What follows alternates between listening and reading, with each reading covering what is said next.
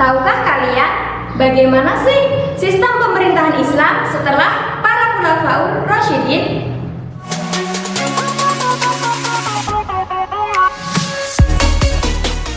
Assalamualaikum warahmatullahi wabarakatuh. Halo anak-anakku kelas 8. Bagaimana kabar kalian hari ini? Semoga kalian semua tetap dalam keadaan sehat, bahagia, beriman, dan bertakwa. Nah, sebelum memulai pembelajaran jarak jauh hari ini, alangkah lebih baiknya anak-anakku di rumah membaca basmalah bersama-sama ya. Bismillahirrahmanirrahim. Semoga dengan bacaan basmalah tadi dapat memberikan kelancaran kita di PJJ hari ini. Amin, amin ya rabbal alamin. Sebelum masuk ke materi, jangan lupa anak-anakku solih-solihah di rumah persiapkan buku catatan, alat tulis, dan buku paket kalian ya. Ya, sebelum Ustazah masuk ke materi, Ustazah punya satu kata motivasi. Pasti anak-anakku di rumah sering mendengar kata ini. Hayo apa? Ya, Ustazah punya kata yaitu manjada wajada, yang artinya siapa yang bersungguh-sungguh pasti akan berhasil. Ya, seperti kita dalam menuntut ilmu atau mencari ilmu harus bersungguh-sungguh agar ilmu yang kita dapat berhasil dan dapat kita terima dengan baik, sehingga apa yang kita dapat bermanfaat di kehidupan kita sehari-hari. Amin, amin ya robbal alamin. Yuk semangat semuanya anak-anakku solih-solihah. Ya, anak-anakku solih dan solihah, bertemu lagi dengan Ustazah Rosa di mata pelajaran tarikh. Kali ini kita akan membahas kelanjutan bab sebelumnya, yaitu bab 2 mengenai sejarah masa kejayaan dan keruntuhan Daulah Umayyah. Nah, sebelum masuk ke materi, ada beberapa manfaat yang akan kita ambil ketika mempelajari bab ini ya. Antara lain, yang pertama, peserta didik diharapkan mampu menjelaskan sejarah masa kejayaan dan keruntuhan Daulah Umayyah. Yang kedua, peserta didik diharapkan mampu mengidentifikasi faktor-faktor kejayaan dan keruntuhan Daulah Umayyah. Yang ketiga, peserta didik diharapkan mampu mengidentifikasi hikmah kejayaan dan keruntuhan Daulah Umayyah. Kemudian ada 4 bab yang akan kita bahas dalam materi ini. Nah, apa saja? Yang pertama, sejarah berdirinya Daulah Umayyah. Yang kedua, faktor-faktor kejayaan Daulah Umayyah. Yang ketiga, faktor-faktor keruntuhan Daulah Umayyah.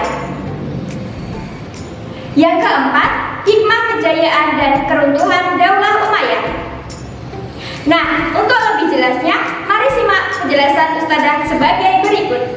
Yang pertama, kita akan membahas mengenai sejarah berdirinya Daulah Umayyah.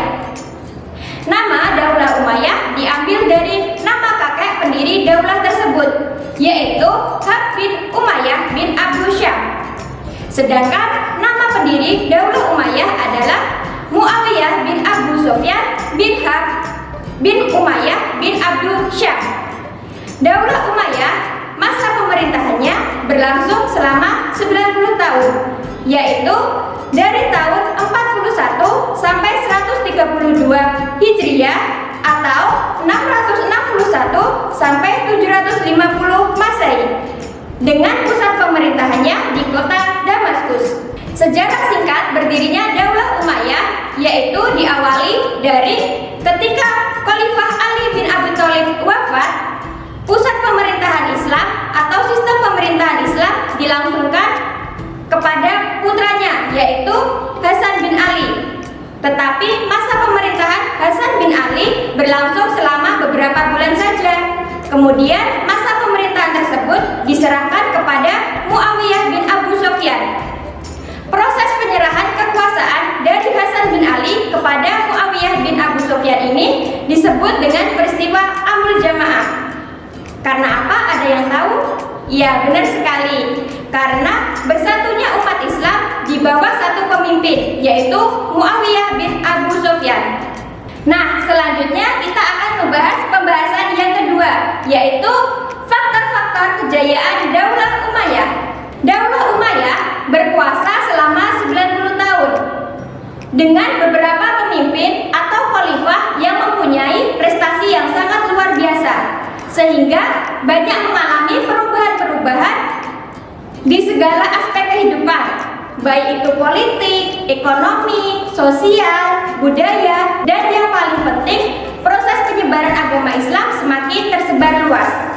Adapun faktor-faktor yang menyebabkan kejayaan Daulah Umayyah antara lain: yang pertama, wilayah kekuasaan Islam semakin tersebar luas.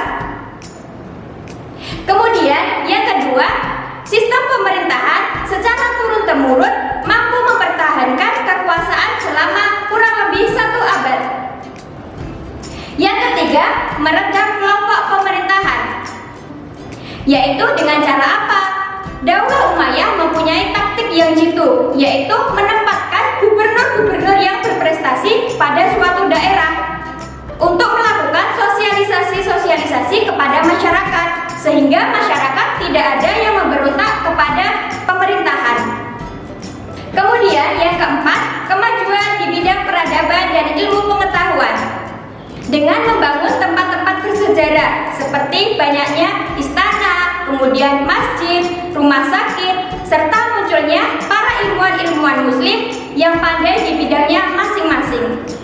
Selanjutnya, yang ketiga, kita akan membahas faktor-faktor keruntuhan Daulah Umayyah. Pada tahun 750 Masehi, Daulah Umayyah berhasil digulingkan oleh Daulah Abbasiyah.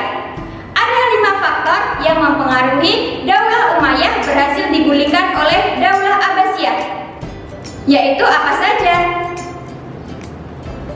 Ada yang tahu? Ya, benar sekali. Yang pertama yaitu sistem pergantian khalifah melalui garis keturunan. Dengan adanya sistem pergantian khalifah secara turun-temurun ini membuat adanya kecemburuan sosial di masyarakat, sehingga masyarakat menganggap bahwa sistem pemerintahan Daulah Umayyah itu tidak sehat, sehingga banyak sekali muncul pemberontak. Yang kedua, latar belakang terbentuknya Daulah Umayyah tidak dapat dipisahkan dari konflik-konflik yang terjadi pada masa Khalifah Ali bin Abi Thalib. Yang ketiga, pada masa Daulah Umayyah terjadi banyak pertentangan etnis. Yang keempat, lemahnya pemerintahan Daulah Umayyah yang disebabkan oleh sikap mewah di kalangan keluarga istana. Artinya, para pemimpin mempunyai sikap hidup yang mewah atau boros, sehingga sikap ini tidak disukai oleh masyarakat, sehingga masyarakat merasa kecewa dengan sistem pemerintahan Daulah Umayyah. Kemudian yang kelima, munculnya kekuatan-kekuatan baru yang dipelopori dari Daulah Abbasiyah. Nah, kemudian yang keempat, kita akan membahas mengenai hikmah kejayaan dan keruntuhan Daulah Umayyah. Yang pertama, hikmah kejayaan. Daulah Umayyah berkuasa selama kurang lebih 1 abad. Dalam waktu yang sangat lama tersebut, Daulah Umayyah berhasil memperluas wilayah agama Islam sehingga tersebar luas. Selain itu, Daulah Umayyah berhasil mencetak khalifah-khalifah pemimpin kekuasaan yang sangat berprestasi, sehingga menghasilkan karya-karya yang sangat luar biasa yang bermanfaat kepada masyarakat. Yang kedua, faktor keruntuhan. Adanya konflik kepentingan antar khalifah dengan saling memaksakan kehendak untuk meraih dan mempertahankan kekuasaan, sehingga membuat masyarakat semakin tidak percaya dengan sistem pemerintahan yang dilaksanakan oleh Daulah Umayyah. Kemudian, sikap hidup mewah di kalangan para pemimpin kekuasaan yang membuat masyarakat juga tidak percaya dengan sistem pemerintahan pada saat Daulah Umayyah. Nah, itu tadi merupakan materi yang akan kita bahas pada hari ini ya. Semoga apa yang Ustazah sampaikan dapat bermanfaat. Nah, jangan lupa anak-anakku sholih-sholihah di rumah tetap pelajari materi tarikh ya. Kemudian banyak-banyak juga membaca. Sekian dari Ustazah. Terima kasih. Kurang dan lebihnya Ustazah mohon maaf. Billahi taufiq wal hidayah. Wassalamualaikum warahmatullahi